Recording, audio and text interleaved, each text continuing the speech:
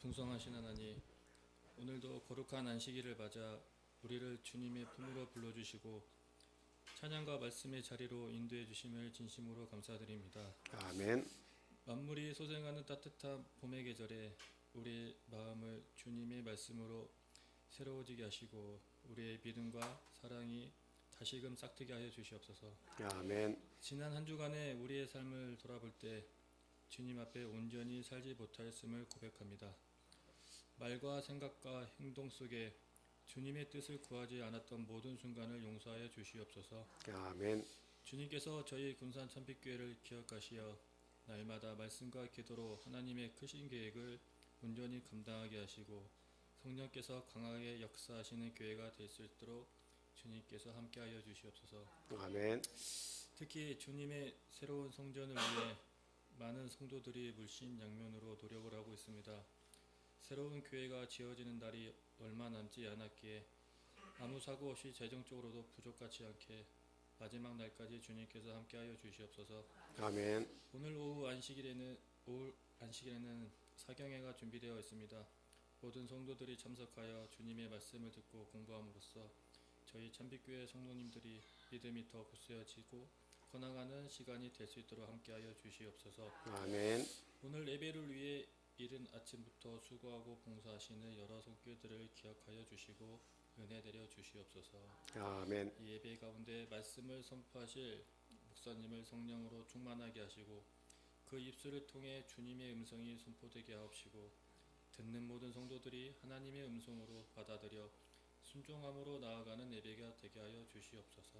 아멘. 오늘 예배 가운데 내려주시는 은혜를 충만히 경험하기를 원하며 거룩하신 예수님 이름으로 기도드립니다. 아멘.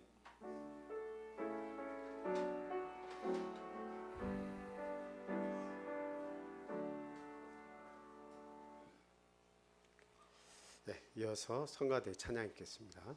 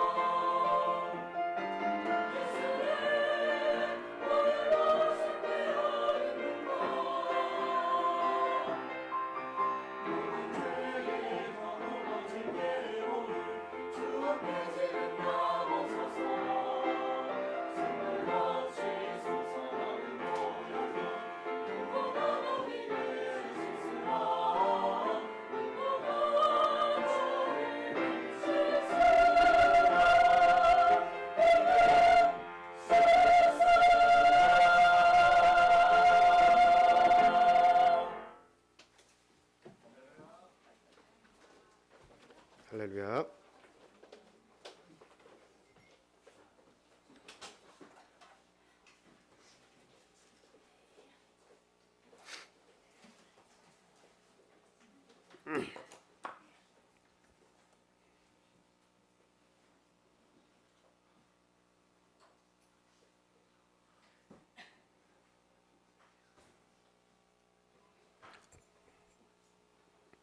예수 그리스도 이름으로 하나님 말씀 전하겠습니다.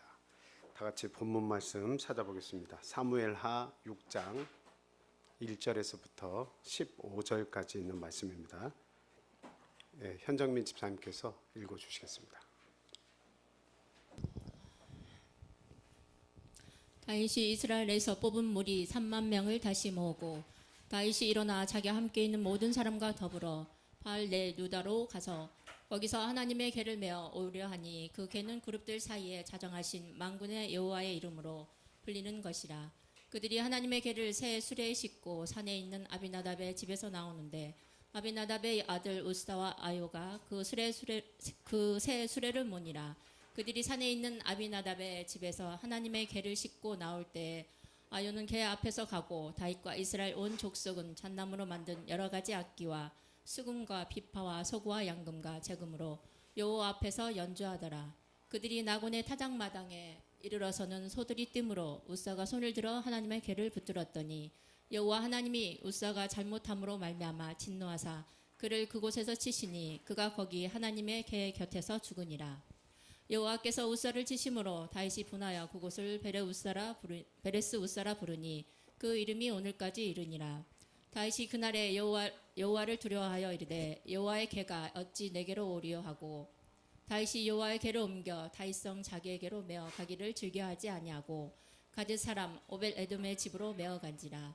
여호와의 궤가 가드 사람 오벨에돔의 집에 석 달을 있었는데 여호와께서 오벨에돔과 그의 온 집에 복을 주시니라.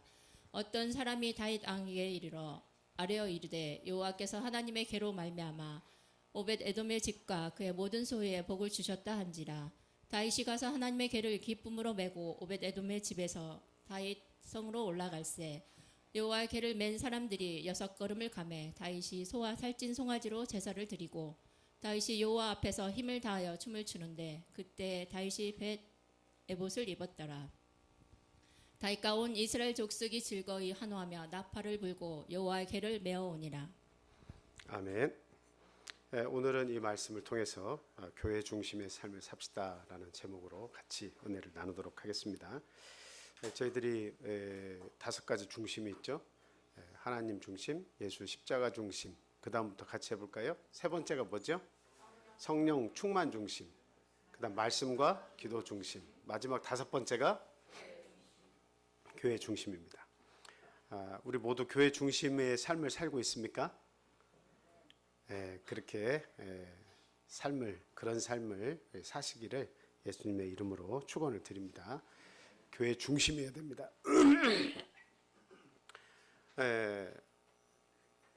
저희 이제 큰아들 수연이가 호주로 가서 워킹 홀리데이 비자를 가지고 가서 한 3년 정도 있다 오려고 그렇게 계획을 했는데요. 제가 말을 했어요. 거기는 교회가 있냐? 근데 안타깝게도 교회가 없다고 합니다. 그래서 주변에 있는 장로교라도 찾아서 나가라, 한인교회를 나가라 이렇게 얘기를 했습니다. 왜 그렇게 이야기를 하냐면 사람은 미래를 예측할 수가 없어요. 특히 신앙은 예측 불가능합니다.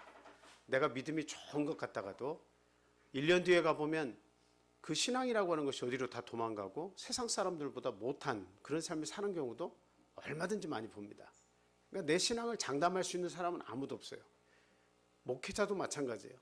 목회자도 다른 나라나 다른 지역에 파견을 나가가지고 가족을 떠나서 혼자 복음을 전하다가도 그곳에서 간음죄나 기타 여러 가지 사건에 이렇게 연루가 돼서 목회를 그만두는 그런 경우도 상당히 많이 있습니다.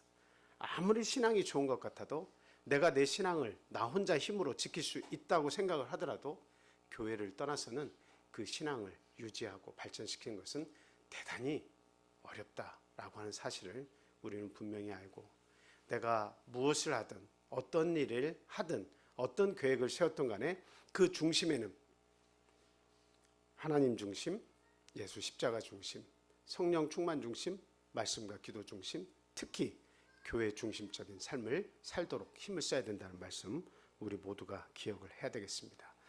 지금 대통령 후보자를 이렇게 TV 토론회를 통해서 이제 보기도 합니다. 이제 각 정당에서 그 후보자 경선이 지금 이루어지고 있죠. 근데 여당 야당 할 거 없이 지금 수도를 어디로 옮길 것이냐. 행정 수도를 일부 세종시로 옮겼는데 이제 완전히 그 청사를 대통령 종합 청사를 세종시로 옮기려고 하는 그 공약들을 너나 나나 할 것 없이 다들 내놓고 있습니다. 이렇게 그 청사를 옮기고 그 대통령 관저를 옮기고 하는 수도를 옮기는 이런 문제는 국가의 흥망성쇠와 대단히 밀접한 관계를 가지고 있어요. 그래서 뭐 옛날부터 계속 수도를 정하는 문제는 풍수 지리를 의존을 하고 또 외적의 침입을 또 대비를 하고 그리고 그 지역에 미치는 영향 그리고 또 복합적인 또 균형적인 나라의 발전 이런 것들을 다 감안해 가지고 수도를 정합니다. 그래서 우리도 지금 수도를 옮기려고 하면 헌법을 고쳐서 개헌을 해서 수도를 옮겨야 되는 그런 상황이 지금 이렇게 앞에 있고 그걸 논하는 그런 이야기들이 많이 나타나고 있습니다. 뭐 이 세상 사람들은 그렇게 수도를 이전하는 데 있어서도 굉장히 많은 관심과 또 거기에 대한 많은 연구들을 토대로 해서 그 수도를 이전을 하려고 하고 있죠. 물론 이제 국가의 발전 또 이익이 되는 모든 국민에게 이익이 되는 그런 쪽으로 정해져서 움직이겠습니다만 그러나 그것은 어디까지나 어때요? 사람의 이익을 따라서 움직이는 거예요. 그런데 지금 다윗이 지금 법궤를 움직이는 과정을 잘 보면 이것은 하나님 중심적인 사고를 가지고 지금 법궤를 움직이고 있다라고 하는 사실을 우리가 알 수 있습니다. 다윗은 하나님의 성전을 짓든 법궤를 움직이든 모든 자기의 삶 중심에 하나님이 거기에 다 계신 거예요. 하나님을 어떻게 섬길 수 있을까? 이 나라 백성들을 어떻게 하나님께로 인도할 수 있을까? 하나님의 전을 어떻게 가장 아름답게 질 수 있을까? 다윗은 항상 하나님을 염두에 두고 그리고 하나님을 사랑하는 그리고 하나님을 두려워하는 마음 가운데 자신의 인생을 살았습니다. 그래서 1차적으로는 수도를 옮겼습니다. 가장 중요한 것은 이 수도가 어디에 자리 잡을 거냐. 지금 우리나라도 그 수도에 관한 굉장한 관심을 가지고 있는데 어느 나라든 다 마찬가지예요. 근데 다윗도 수도에 대한 그런 관심이 있는 그런 왕이었습니다. 어디에서 어디로 옮겼습니까? 헤브론에서 예루살렘으로 옮겼습니다. 다윗이 유다 지파의 왕이었을 때는 헤브론에서 치리를 했습니다. 그런데 이제는 통합 왕이 됐죠. 11지파와 유다 지파가 더불어서 통합을 해서 통합 왕으로 있었을 때에 예루살렘으로 이전하기로 마음을 먹고 수도를 이전을 했습니다. 사실은 어때요? 모든 지파와 더불어서 화평을 이루는 것이 왕이 할 일 아니겠습니까?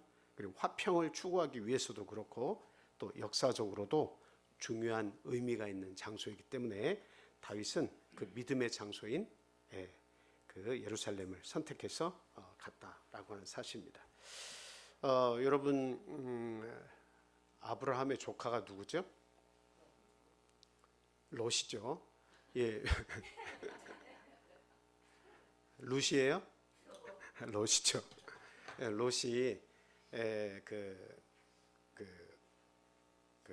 그돌라오멜 왕, 그 동맹국가 북쪽의 동맹국가 남쪽 그 롯이 거처하는 지역에 소돔 지역에 그 동맹국들하고 이렇게 사이가 안 좋아져 조공을 바치지 않아서 사이가 안 좋아져 가지고 이렇게 쳐들어왔죠. 그래서 롯의 가족들까지 싹 다 볼모로 데려갔습니다. 그랬을 때에 집에서 길리운 자 318명을 데리고 아브라함이 올라가서 그들을 치고 다시 찾아가지고 내려왔죠. 가족들을. 그랬을 때 누가 마중 나왔다고 얘기하고 있습니까?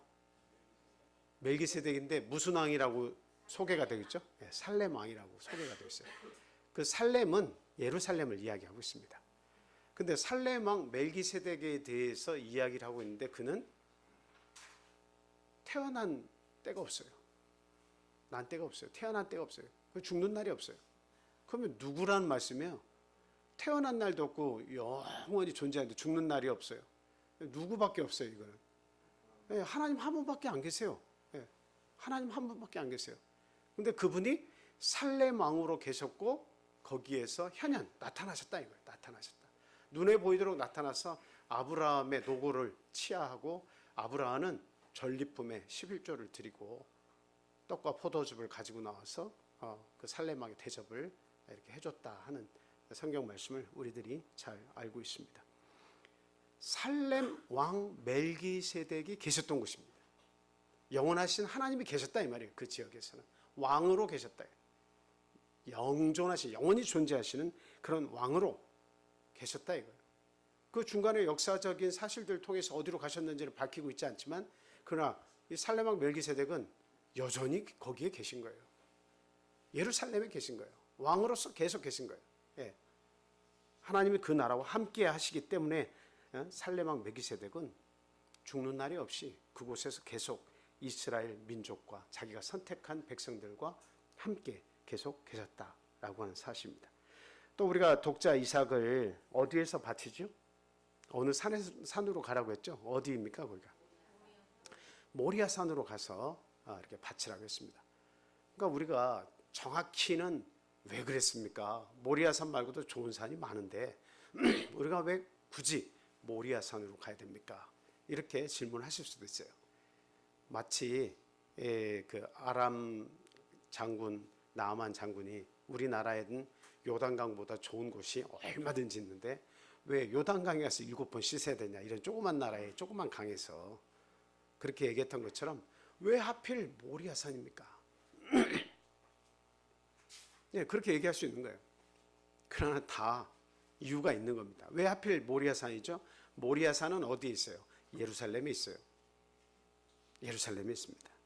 그래서 아브라함이 자기 독자 이삭을 믿음을 가지고 가서 하나님께 바칠 그 장소가 바로 모리아산이었다라고 하는 사실이죠. 그래서 다윗은 그곳에 다윗성을 건축하고 나중에 거기가 어떤 곳이 됩니까? 하나님께 예배드리는 그런 성전이 서는 그런 장소가 되는 거예요. 예루살렘의 가장 중요한 자리에 성전을 또 하나님이 세우게 하신다 이 말이죠. 이같이 역사적으로도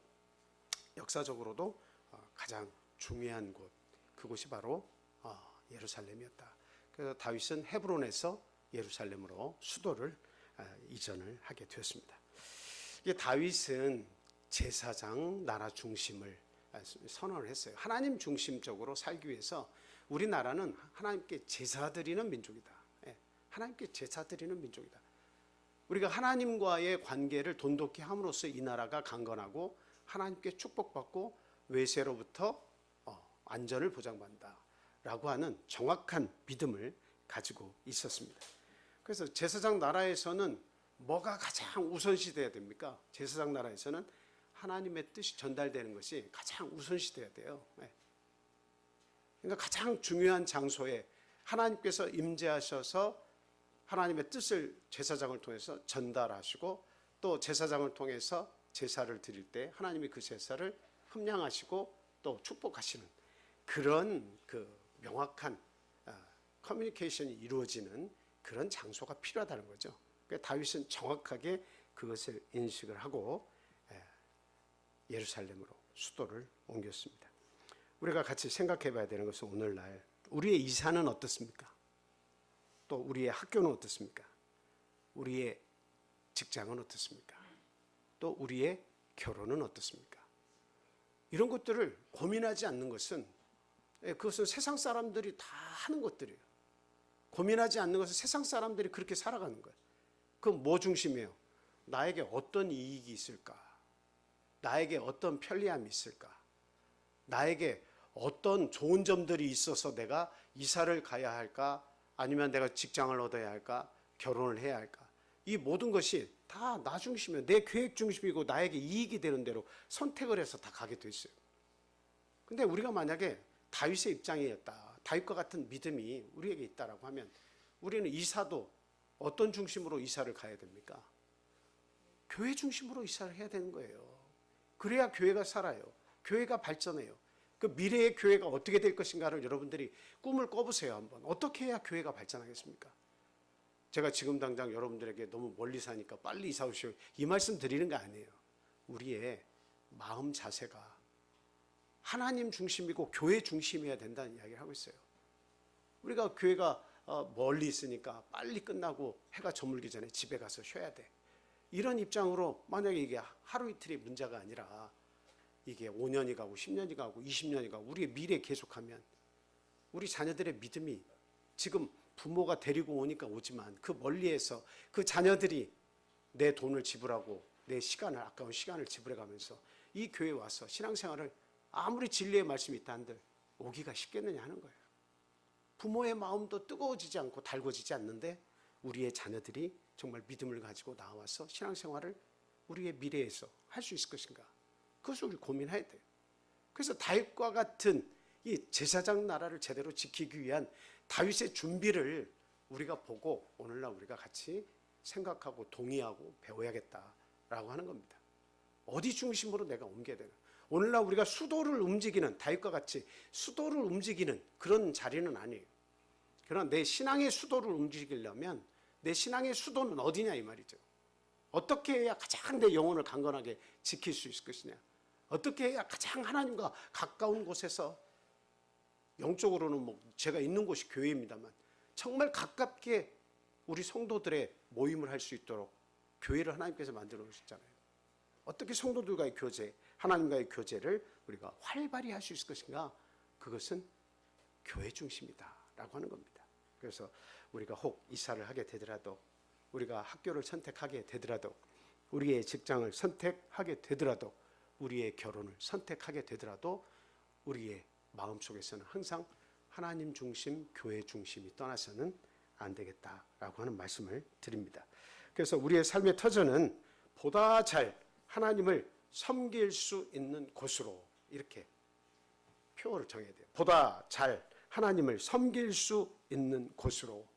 그것은 어디밖에 없어요? 네, 교회밖에 없습니다. 그래서 다윗은 예루살렘으로 성전을 짓는 문제도 고민을 했고, 다윗은 이와 같이 수도로 옮긴 이후에도 끊임없이 어때요? 하나님 중심, 성전 중심의 삶을 살려고, 그 백성들을 그렇게 인도하려고 애를 쓴 삶을 살았다는 거죠. 자, 두 번째로는 다윗이 한 가장 참 감격적인 일은 무엇이냐. 수도로 옮긴 이후에 가장 먼저 한 일이 뭘까요? 오늘 본문에 뭐라고 돼 있어요? 뭐를 옮겼어요? 네, 법궤를 옮겼습니다. 이 법궤를 옮긴 사실을 통해서 우리가 알아야 되는 게 있어요. 뭐냐면 다윗 왕의 하나님에 대한 열심, 뜨거운 마음이 있었다. 열심이 있었다. 하나님은 항상, 여러분들이 하나님을 볼 수 없기 때문에 하나님이 나를 위해서 뭔 일을 하시지? 이렇게 생각할 수 있잖아요. 그런데 하나님은 정말 여러분들을 위해서 뜨거운 마음으로 일하십니다. 하나님은 열심히 있으신 분이에요. 열심히 있으신 분이에요. 여러분들이 보지 못하고 알지 못하고 듣지 못하고 생각할 수 없기 때문에 하나님은 어떻게 위하시는 거야? 나를 위해서 어떻게 일하시는 거야? 이렇게 생각할 수 없지만 믿음이 자꾸 들어가고 믿음의 눈을 떠서 내 삶을 보면 하나님이 하시지 않은 것이 아무것도 없어요. 지금 온 우주에 저는 한번 이런 생각을 해서, 달이 막 크게 떠 있는데 이렇게 보니까, 평상시에는 그런 생각을 한 번도 한 적이 없는데 갑자기 이렇게 검은 배경에 달이 이렇게 떠 있는 그 모습을 딱 보니까 참 신기하다. 어떻게 저 물체가, 저 큰 그 별이 어떻게 저렇게 우주 가운데 떠 있을까? 이게 생각하고 보니까 보통 신기한 일이 아니에요. 우리 지구가 우주 가운데 떠 있는 것도 중요하고, 그냥 자전 스스로 돌잖아요. 자전하는 것도 생각하기 힘든데, 자전을 하면서 태양 주위를 도는, 공전하는 그런 걸 상상을 해보니까 이 별들의 움직임이라는 것을 생각해 보니까 이거는 그냥 자동으로 그냥 그렇게 됐다라 말하기에는 너무나 있을 수 없는 일이에요. 불가능한 일이에요. 불가능한 일. 모든 별들이 우주라는 공간에서 떠 있는 것 자체가 신기할 뿐만 아니라 그냥 자동으로 그렇게 있는 것도 신기한데 우리 지구만 보더라도 자전과 공전을 하면서 사계절의 변화가 있다고 하는 걸 생각하니까 너무도 신기한 거예요. 태양 곁으로 조금만 다가가도 지구는 불바다가 되어버립니다. 불바다가 돼요. 조금만 멀어지면 완전 이건 또 겨울철에 이런 겨울이 없을 정도로 다 얼어버려요. 그런데 아주 적당한 위치에서 태양 주위를 도는 거예요. 그런 인력과 그다음 그런 그 잡아당기는 그런 힘들에 의해 인력에 의해서 어떻게 이렇게 정교하게 그렇게 별들이 움직일 수 있는가 이런 걸 한 날 생각해 보니까 하나님이 안 계실 수가 없다. 그냥 우리가 만든 모든 물건에도 주인이 있듯이 이 우주가 정확하게 돌고 움직이는 데는 눈에 보이지 않는 하나님의 그 노고, 하나님의 계획, 하나님의 크신 능력이 함께하지 않고는 이런 일이 있을 수 없다는 그런 생각을 해봤습니다. 하나님은 인간에 대해서 그런 열심을 가지고 있어요. 무엇이든 다 우리 인간을 위해서 베풀어 주신 겁니다. 우리가 도달하지 못하는 멀리 있는 별들도 언젠가는 우리의 여행 코스에 들어갈 거예요. 그거는 뭐예요? 우리가 영혼을 회복할 때, 우리의 영원성이 회복될 때, 영원한 생명이 우리에게 주어졌을 때, 죽음의 강을 건너서 하나님의 나라 갔을 때 우리의 영혼이 육체를 힘입어 가지고 어때요? 다시 덧입어서 그런 보이지 않는 별까지도 우리는 도달하고 여행하게 될 것이다 라고 하는 겁니다. 지금 그 자동차 전기 회사가 뭐죠? 스텔라가 아니고 테슬라. 참, 테슬라 그 회장이 그 우주선을 나중에 이제 개발을 지금 막 계속 하고 있죠. 그 회사를 또 운영하고 있는데 어마어마한 투자를 통해서 나중에는 우주선을 여행을 수학여행하듯이 여행을 가서 밖에서 여행 코스를 밟고 지구로 다시 귀환하는 이런 계획을 세운 지가 오래됩니다. 그래서 지금 뭐 아마 이제 아마 그게 상용화되어서 많은 사람들이 그 우주선을 타고 여행을 하게 될 텐데 이미 어마어마한 사람들이 거기에다가 돈을 지불하고 예약을 다 해놨어요. 그러니까 우리의 시대가 뭐 날로 번창하고 발전하고 있는데 기껏 해봐야 지금은 어디까지 갔다 오는 거예요? 그냥 달까지 또 지구를 이렇게 돈다든지 달에 한번 갔다 온다든지 이 정도 수준이 우리 인간이 지금 아주 가장 발전한 시대에 살 수 있는 그런 부분입니다. 그런데 우리가 하나님 나라에 가게 되면 영원성을 회복하면 영원한 시간 속으로 우리가 들어가 버리면 그 다음에 이야기는 달라지는 거죠. 이게 달이 문제가 아니에요. 태양까지의 거리가 문제가 아니에요. 우리의 무대는 우주적으로 확대된다라고 하는 사실이죠. 하나님이 그걸 위해서 보이지 않는 곳, 그 먼 곳, 보이지 않고 도달할 수 없는 거리에 있는 수많은 별들까지도 만들어 놓으신 이유가 뭐냐? 반드시 모든 물건은 목적이 있는데 그 목적은 바로 우리 인간을 위해서다. 하나님은 이렇게 인간을 위해서 열심을 내고 계신 거예요. 우리의 영원한 미래까지 대비하시면서 모든 걸 다 준비하고 계신다라고 하는 거예요. 근데 다윗은 반대로 하나님에 대한 열심이 이 세상 어떤 사람보다 특별한 그런 사람이었다. 그래서 수도를 정하고 가장 먼저 한 일이 뭐냐면 하나님의 법궤를 이 수도로 옮겨야 되겠다. 이 계획을 세웠습니다. 여러분, 그 법궤가 언제 잃어버려졌죠? 누구하고 싸울 때 법궤를 빼앗겼죠? 여러분, 엘리 제사장이라고 알죠? 네, 엘리 제사장 때에 그 아들들이 전쟁을 블레셋과 할 때 이 법궤를 가지고 나갔어요. 항상 이스라엘은 전쟁을 할 때 하나님의 법궤, 신물을 가지고 나가는 거예요. 그래서 우리는 하나님과 함께한다 이렇게 나가는 거죠. 근데 제대로 된 준비 없이 믿음 없이 법궤만 가지고 나가서 싸우면 이길 수 있냐 이 말이에요. 그냥 법궤는 가지고 갔는데 하나님께서 함께 하신다라고 전쟁을 치렀지만 블레셋에게 오히려 이 법궤 신물을 빼앗겨 버렸어요. 하나님의 것을 빼앗겨 버렸어요. 그리고 나서 이 블레셋에서 그 법궤를 어디다 갖다 놓을 것인가 하다가 자기들 신당에 갖다 놨더니 신당에 있는 그 우상이 다 목이 부러지고 팔이 부러지고 막 그런 역사가 있는 거예요. 어디로 옮겨도 재앙이 계속 임하는 거예요. 할 수 없이 다시 돌려주기로 작정을 했습니다. 그때 어디로 옮겼냐면 아비나답의 집으로 옮겼습니다. 산 위에 있는 아비나답의 집에 옮겼습니다. 근데 그때 사울을 이렇게 보면 사울은 하나님에 대한 열심이 없는 왕이었다라고 하는 것을 알 수가 있어요. 다윗처럼 하나님의 법궤를 어디로 모실까 이 고민을 하지 않았어요.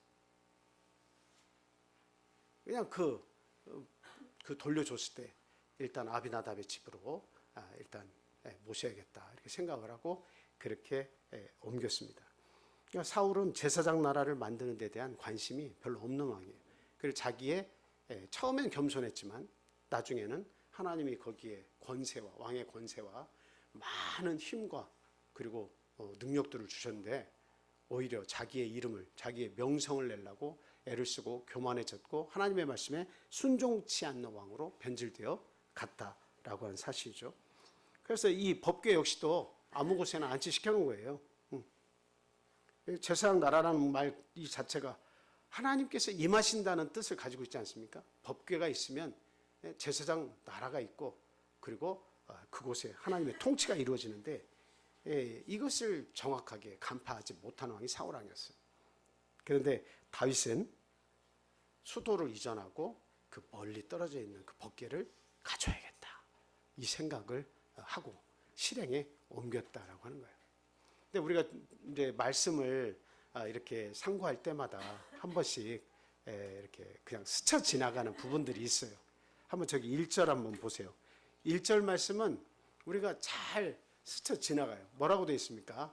다윗이 이스라엘에서 뽑은 무리 몇만 명? 3명도 아니고 몇 명을 동원을 했어요? 저 사건을 쭉 보면 처음에 3만 명을 동원을 합니다.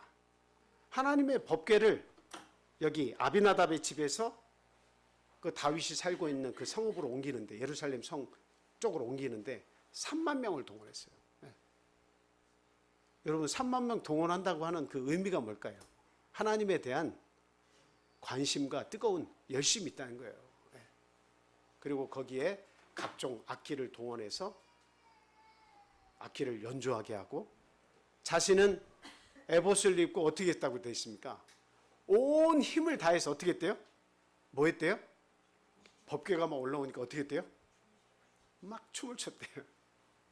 물론 우리가 읽은 15절 이하에서 보면 사울의 딸 미갈 공주가 있죠. 공주와 다윗이 결혼을 해서 미갈도 부인이죠.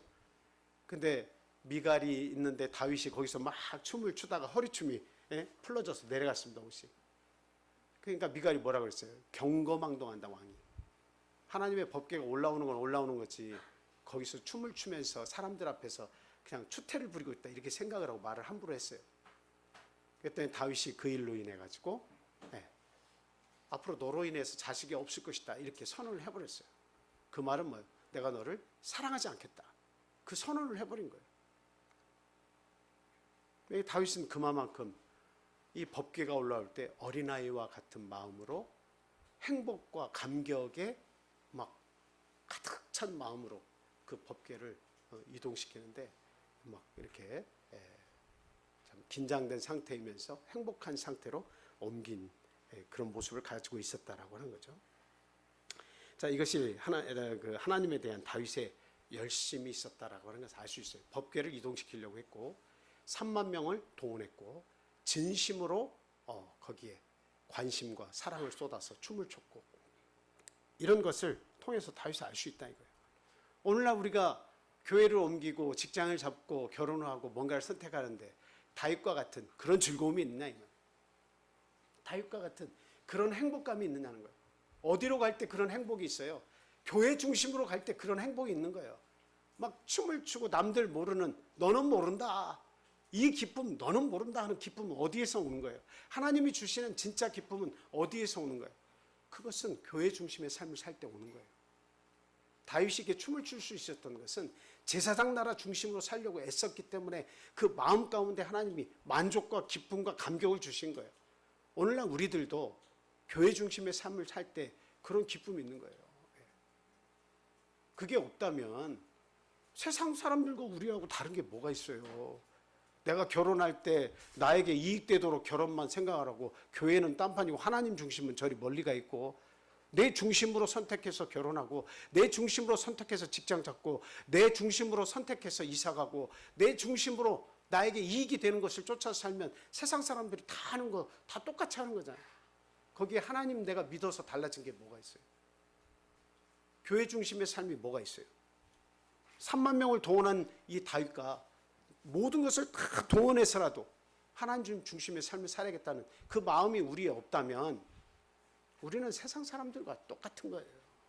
오히려 알면서 행하지 않는 그런 잘못된 죄가 더 우리에게 추가될 수 있다는 것을 우리가 알아야 됩니다. 자, 근데 좀 안타깝게 다윗이 실수를 했습니다. 앞쪽에서는 다윗의 열심을 볼 수 있었지만 다윗의 한 가지 실수가 있었어요. 자, 민수기 4장 15절 말씀 한번 보겠습니다. 민수기서 4장 15절 말씀입니다.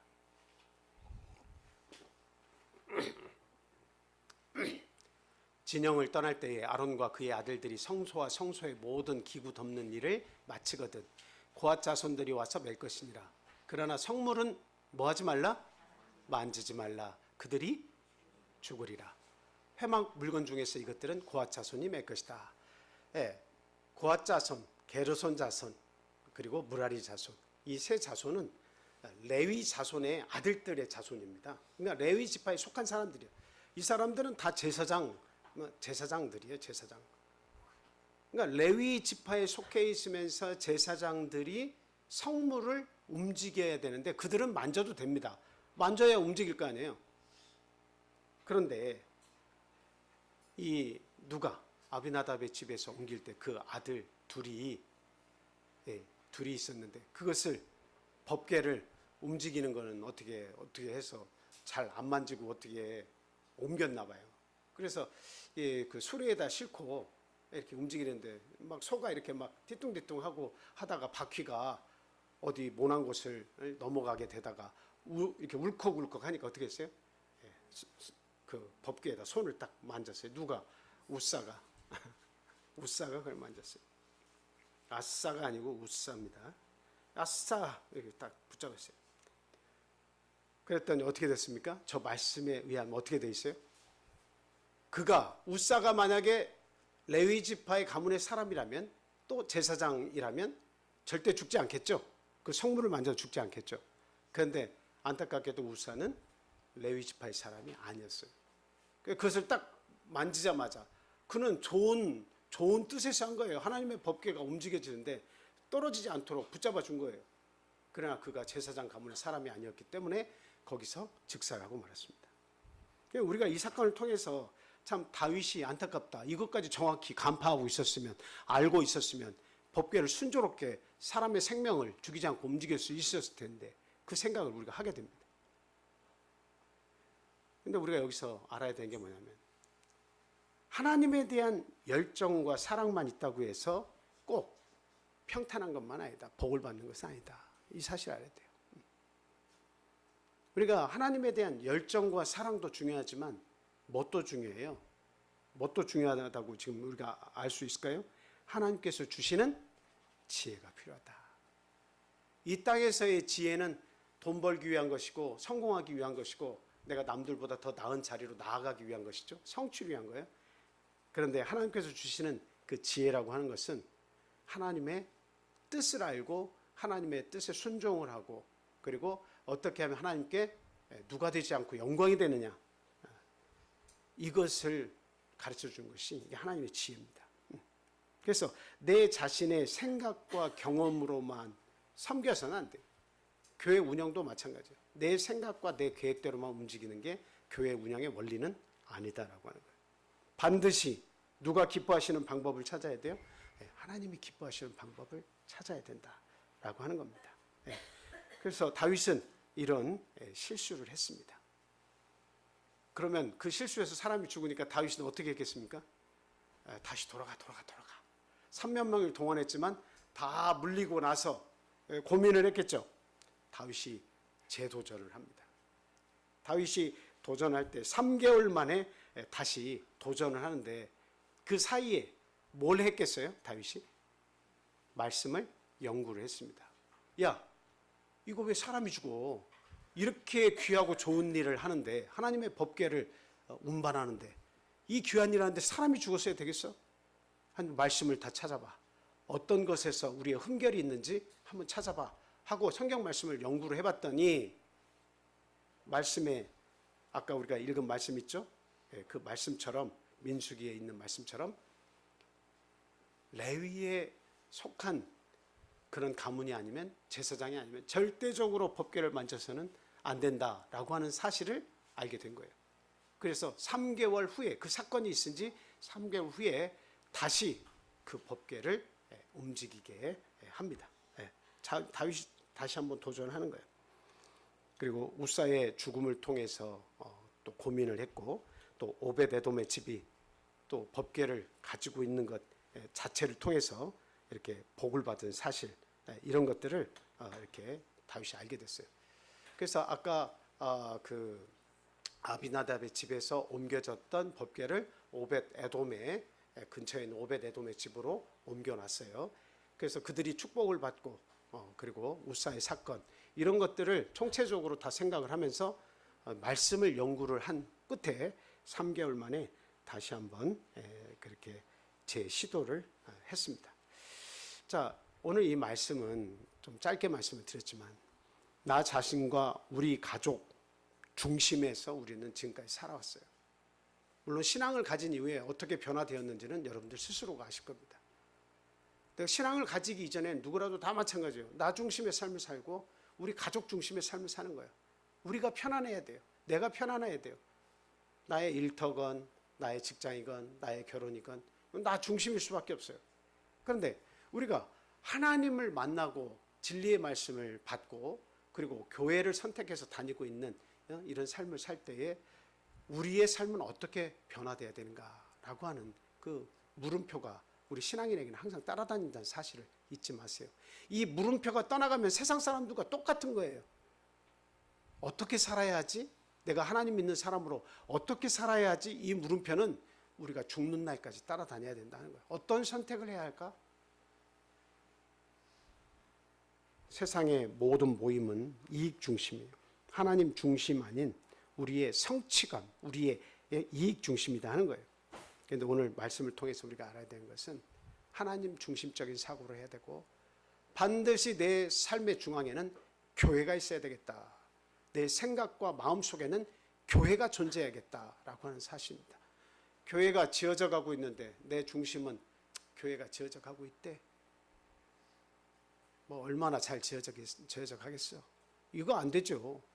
교회가 지어져 가고 있더라, 남 무슨 불구경하듯이 우리가 생각하고 말해서는 안 됩니다. 내가 또 나의 후손이 복받을 수 있는 중심적인 그 사건이 뭐냐면 이 교회예요.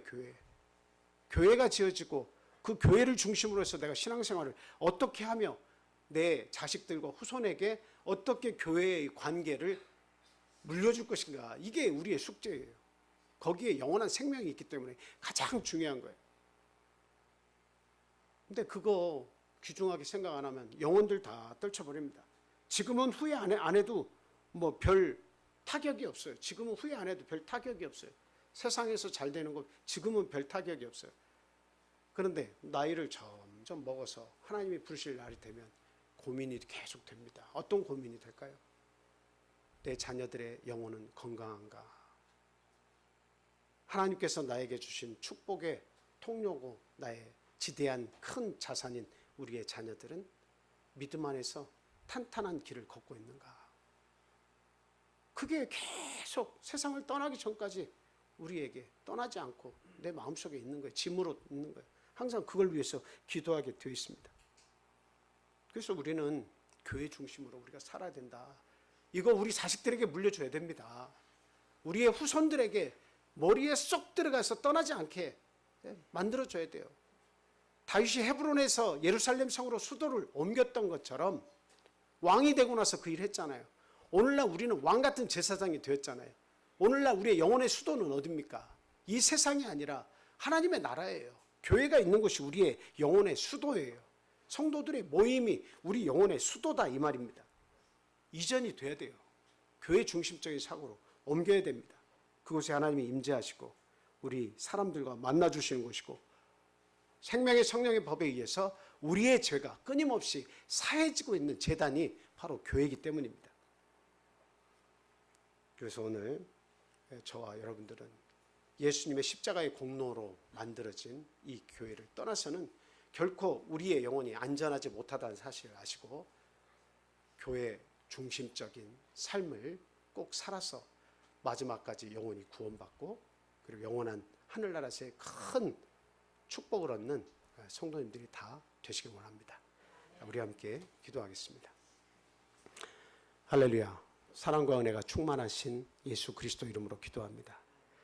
우리가 무엇이 간데 우리들을 불러서 우리의 죄들을 사해 주시고 하나님 자녀 삼아 주시고 가장 귀한 하늘의 복으로 우리의 삶을 덧입혀 주십니까? 항상 우리에게 관심을 쏟아 주시고 하늘의 모든 보화를 우리에게 주시고 영원한 생명을 선물로 주시니 하나님 감사합니다. 우리의 남은 삶이 얼마가 되었든지 하나님 중심, 예수 십자가 중심, 성령 충만 중심, 말씀과 기도 중심, 교회 중심의 삶을 살 수 있도록 노력하겠사오니 항상 저희와 함께 하셔서 저희를 도와주시고 인도하여 주시옵소서. 하나님의 말씀을 받을 때마다 감격하는 우리의 심령을 허락해 주시옵소서. 옥토와 같은 그런 따뜻한 마음과 하나님께 대한 간절한 마음을 저에게 주셔서 말씀을 받을 때마다 아멘하는 심령을 주시고 그 말씀을 간직할 때마다 순종할 수 있는 능력을 허락하여 주시옵소서. 하나님 오늘 다윗이 제사장 나라를 준비하는 과정을 저희들이 봤습니다. 하나님 나의 영혼의 수도는 어디입니까? 이 세상입니까? 아니면 교회입니까? 우리 영혼의 수도를 올바로 정하고 그곳으로 나아갈 수 있도록 하나님 인도하여 주시옵소서. 또한 그 법궤를 옮기려고 하는 다윗의 마음을 저희에게도 허락하여 주시옵소서. 법궤에 있는 하나님의 십계명, 하나님의 말씀을 좇아 사는 삶, 법궤가 있는 진리의 터전을 중심으로 한 삶을 우리 모두 살아갈 수 있도록 하나님 은혜 내려 주시옵소서. 저희들을 통해서 하나님 영광 받으시고 참빛교회를 통해서 하나님 영광 받으시고 하나님의 거룩한 뜻이 또한 교회와 우리의 삶을 통해서 나타날 수 있도록 하나님 은혜 베풀어 주시옵소서. 안식일을 기억해서 거룩히 지키는 하나님의 아름다운 자녀들에게 거룩하신 하늘의 축복을 내려주시길 원하고 이 귀한 자리에 함께하지 못한 우리 사랑하는 가족들 또 전도 대상자들 이른 양들 구도자들 위에도 하나님의 풍성하고 뜨거운 사랑이 함께하기를 간절히 소망합니다. 성전 건축을 통해서도 하나님의 뜻이 나타날 수 있도록 도와주시옵소서. 우리 성도들의 열심을 통해서 교회가 완벽히 지어지고 부족함이 없이 완성될 수 있도록 하나님 마지막까지 함께하여 주시옵소서. 예수 그리스도 이름으로 감사하며 기도합니다. 할렐루야. 아멘. 찬송.